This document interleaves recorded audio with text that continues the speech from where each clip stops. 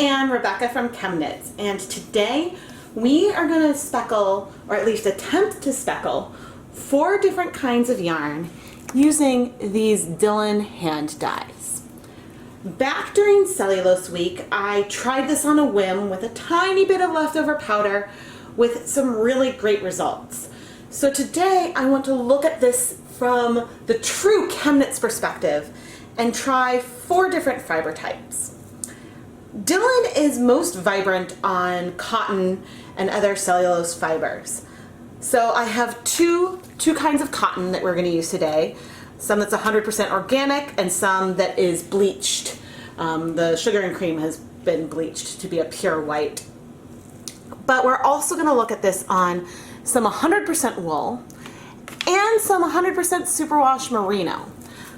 In my past experience with this dye, I've seen vibrant colors on the bleached cotton and on superwash, really deep color penetration, with less color penetration on this 100% non-superwash wool. So I'm curious about the depth of color penetration that we will get with these colors, whether we'll see some breaking in these shades like we saw with the black, and some more. So let's have some fun. I pre-soaked all of the yarn in plain tap water. Note, plain tap water, no salt, for a couple of hours. Right now I have just crudely laid out the pre-soaked yarn on the counter. I squeezed out a lot of the water so that way they are damp but not dripping. I'm now going to shift these from laying out in a circular form, sort of laying a little more on their sides. I don't care about even coverage throughout the entire skein, but I would like there to be reasonable coverage sort of across one section. So I'm sort of trying to spread out the fiber. This could, I could regret some of this if I don't have, I'm not always the best with doing ties, but I have found that this dye can really penetrate deeply in fiber. I've tried this with twisted hanks now and seen that, you know, the only way I got resist was when I had yarn not deeply in the pot. But if doing this, if your skeins start to feel a bit tangled, I recommend waiting until they're dry to try to get things a bit reordered again. And so, but, you know, again, instead of having them in sort of the circle form, I turn it on the side so that way now the circle kind of goes underneath. So 1/2 of the skeins will get more access to dye than the other, but hopefully this will still leave us with a balanced yarn because it's not like just the first half of the skein. It'll be like half of one round, if that makes sense. In order, we have the 100% organic cotton, the 100% bleached cotton, Wool of the Andes 100% worsted weight yarn, and Swish DK, which is 100% superwash merino. And now let's get our dyes ready to go.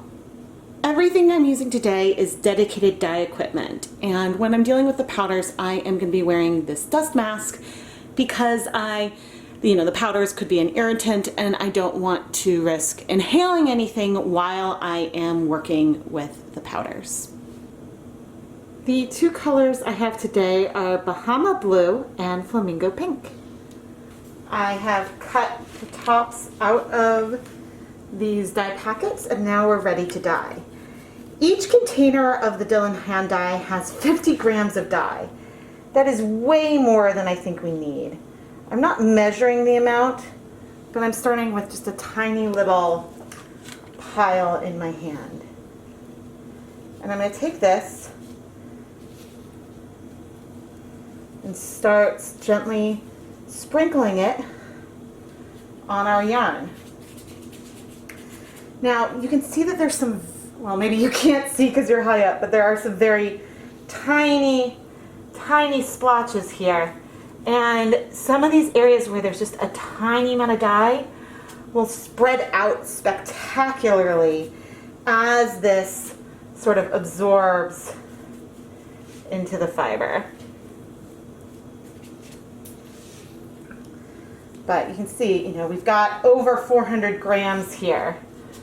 So I think it'll be cool, and we'll see how it spreads out. Now I've got a little bit left, and I'm just rubbing my hands together to get it really, really lightly across. Some of these areas with more color will turn out really, really cool as well. Now we'll get some of the pink. And the pink, the powder looks like it has multiple colors in it. I'm not sure if you can really see.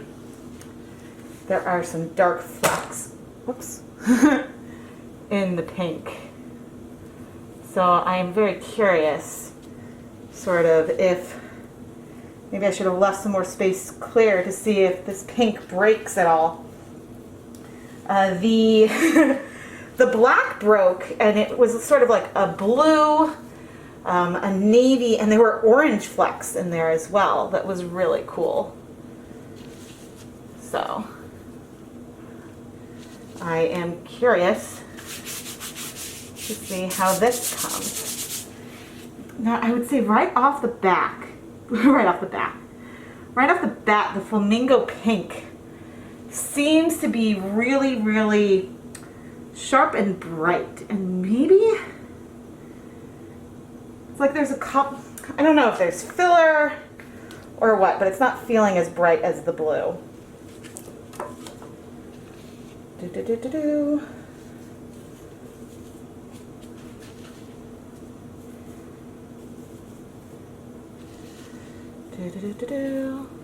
So you can see that the blue seems to be more intense than this pink, at least right now.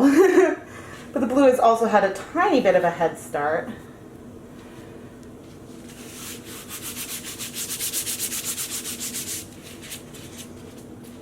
Huh. Yeah, the pink is seeming a little more pastel than the blue. But we'll see how it spreads out. Oop, over there. It's definitely got some nice color coverage, but I'm trying to make sure that I get, these are going to be random, not necessarily repeating.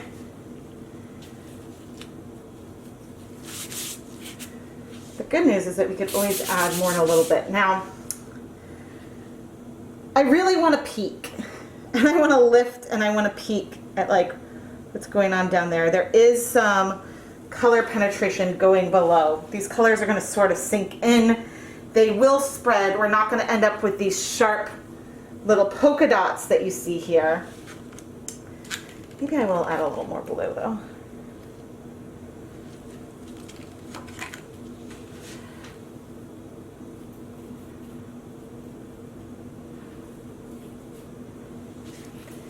Yeah, the colors will definitely spread out,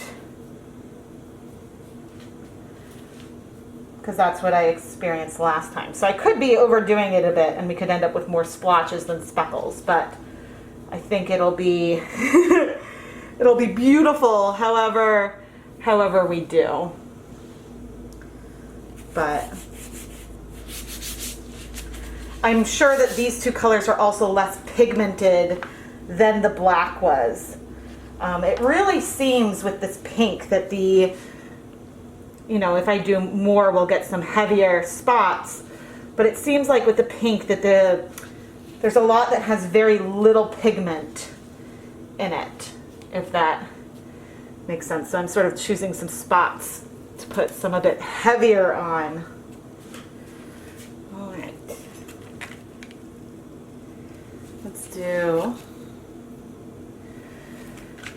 So you could focus this all within like a 6-inch section if you want a very, very lightly speckled piece. There's a lot of things that you could do to vary it.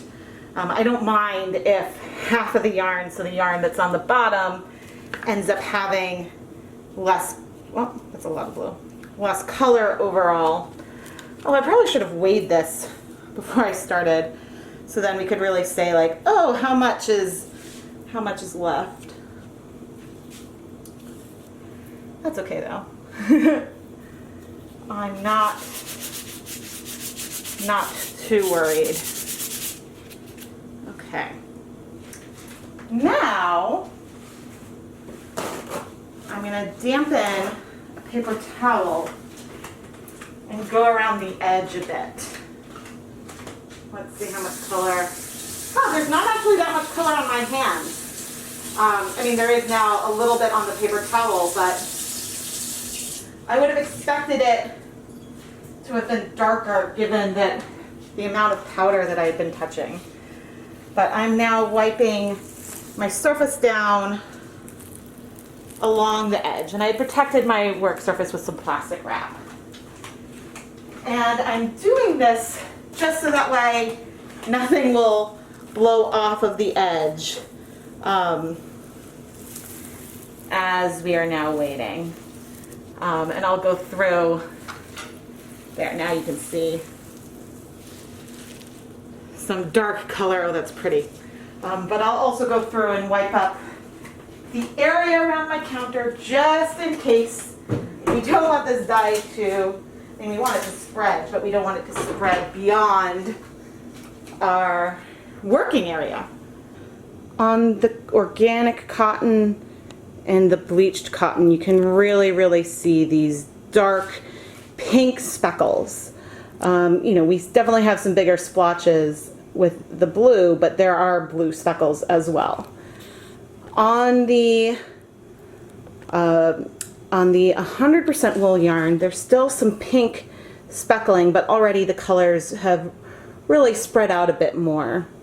The superwash doesn't seem to have spread as much, but I think that if I had a hypothesis, I would expect to see the most speckling on the cottons and the superwash merino, and the least on the 100% wool, because I know that absorbs the color the worst.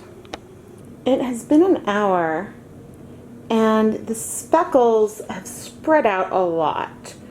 Well, a super lot on that 100% wool, and less so on the superwash and the cottons, but they have still all spread. Before we go wash these yarns, I sort of want to flip them a bit to see how much color penetration we got through. And so there's not a lot on the other side. They did spread a lot, but if we say take this guy, it does look like we have good speckling all along half of it.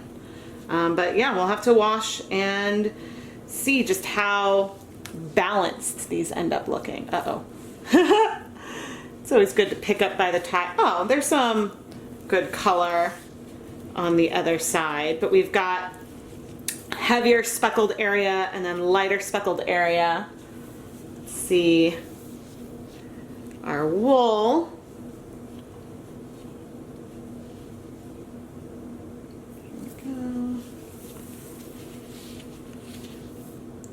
Yeah, even here, there are some areas that might have less coloration. We'll see how much comes out. But it did penetrate deeper than, say, the Kool-Aid did. And then finally the swish. And this is a yarn where colors tend to strike it pretty quickly. Oops, I am not getting a good hold in it, but we've got some heavier speckling, some lighter speckling. I think this is going to be pretty. When we flipped this, we obviously could have gone and dyed the other side, but I sort of wanted to see how much coverage we would get. So now let's go and plop these in some water so we can wash them. Let's plop these in. I'm expecting the most bleeding. This bleached cotton tends to be hard to wash. But, ooh, look at that purple. I was curious curious what the purple would end up looking like from mixing the pink and blue. There isn't a ton of purple in this yarn. So which is a little surprising that they didn't mix more. I guess I see a tiny bit of a lavender right there. But there was still a tiny bit of powder on this organic cotton. I think that this organic cotton isn't quite as absorbent as the sugar and cream, and therefore, very little color is sticking around in the wool.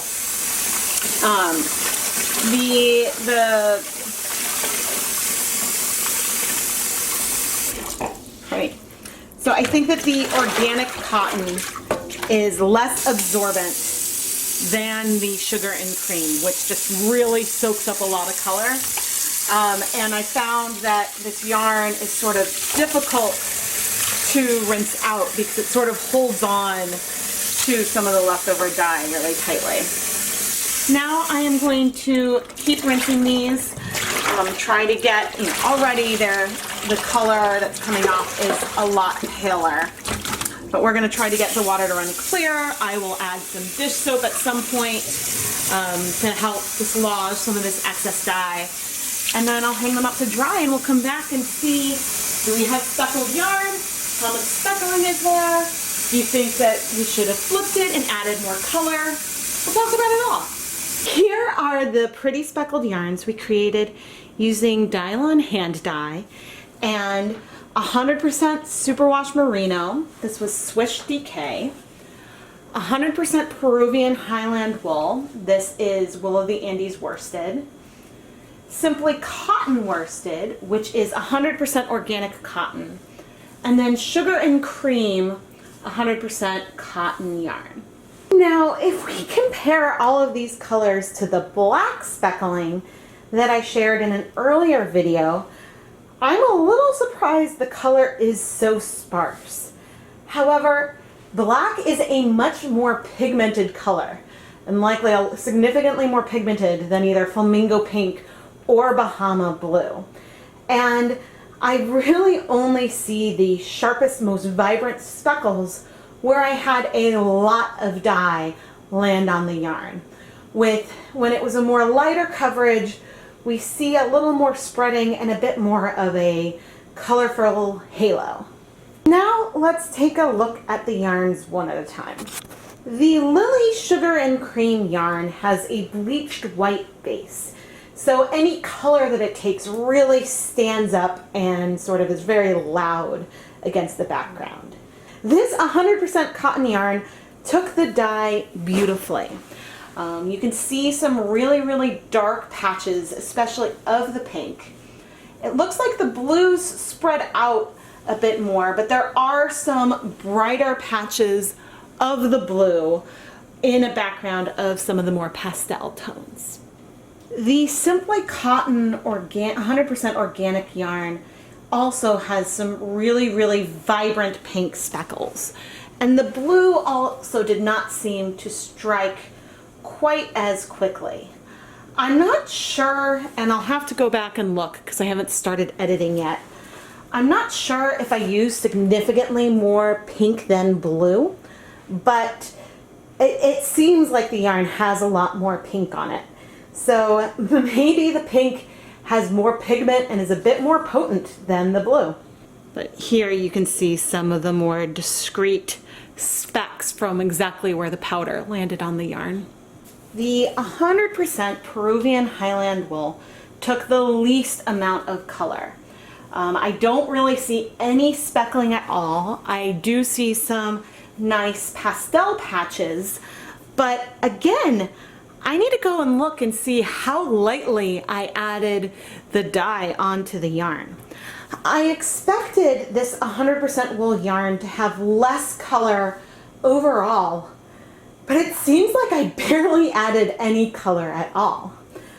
I know from past projects with the Dylon hand dye that this yarn gives a much more muted tone, especially when compared with cotton and superwash wools. I think of all of them, this is the skein that I am most likely to want to over dye at some point in the future. However, I suppose that this skein is still pretty, and we have reasonable, I'm not sure how balanced. It's not the most balanced yarn, so maybe it is ripe for an over dye. In contrast with the non-superwash wool, we have bright patches of color and some really discreet speckles on our 100% superwash merino yarn. Again, I'm not sure about the balance of all of these. I think I thought I was adding a lot more dye than I did, but again, I think we might have a potency issue when it comes to the coloration. Nevertheless, this superwash merino yarn took up the dye beautifully and is a great candidate for this technique. I went back and I looked at the clip when I was dyeing the yarn, and I did only add the powder to one side. I didn't flip and add some more. But I think that this shows that not only did the dye strike the cotton and superwash yarns better, but it penetrated them more. It struck and it sort of soaked through to the other strands on the other side, because we have more coverage of these colors on the yarn, except for this 100% wool, where we don't really have any color on the other side at all. And I don't think that this was for a lack of trying.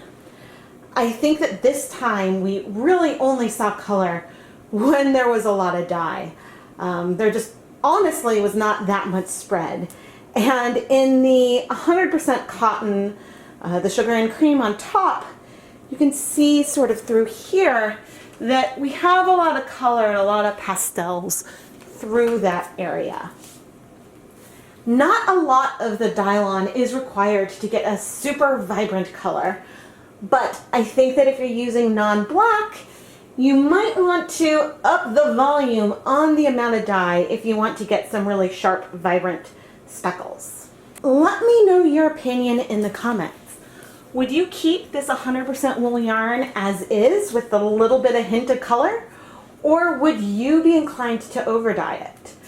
The last time I asked this question, people seemed pretty mixed. Some people really love the pastels and hint of color, and other people, and usually I'm in the second camp, tend to be more in favor of vibrant, saturated tones. So I'd love to hear your opinion. I have a feeling that this yarn will end up in the ChemKnits Creations Etsy store as is, at least for a while. And I think that if no one loves it and wants to bring it home for themselves, then this is one I'll probably snag back out and over dye at some point in the future. I cannot promise that any of these individual skeins are still in the ChemKnits Creations Etsy store at the time that this video came out. However, there are dozens of skeins of hand-dyed yarn that have been featured in my dyeing tutorials.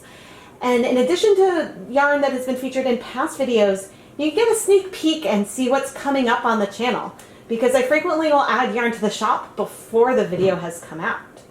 I am Rebecca from ChemKnits, and thank you so much for watching this video. Don't forget to subscribe to the ChemKnits Tutorials YouTube channel. Thank you so much for watching.